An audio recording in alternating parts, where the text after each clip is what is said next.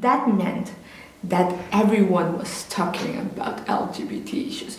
In dinner, in the supermarket, everyone was talking about it, and I think that is an important thing. It was a difficult moment for the LGBT people, and it was a difficult moment to see the degree of homophobia of our society, and to see the degree of homophobic even of people that we love. But to make this conversation a day-to-day life conversation, I think we didn't expect that to happen, but now what has happened also is that very strategical scenarios that are going to talk about the transitional justice, like the HEP or the Commission of Truth, have the mandate to include LGBT people in it.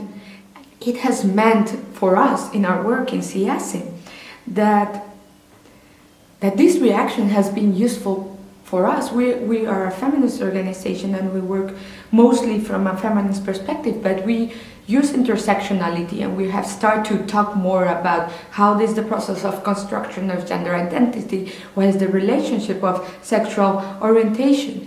And I think what has happened is that we're just talking about the peace agreement, and people will be in the regions and say, oh, the gender part is about LGBT. And I think it's really interesting to see that we don't open the conversation. They open the conversation, so the conversation is possible. But I think it's really interesting when you find a place where you can talk, that you are in a rural area where there is where they have focalized the implementation of the agreement, and you start to see the debate about the LGBT issues. And then you see that there's not a monolithical, that sometimes urban areas are very monolithical to understand what are the dynamics there.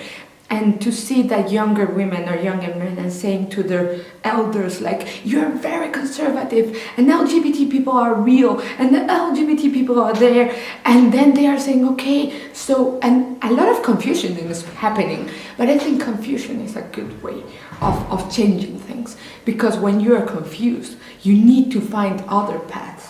When you are certain, you can find. So I think the LGBT issue in the agreement brought a lot of debate in the society and brought a lot of confusion to the society.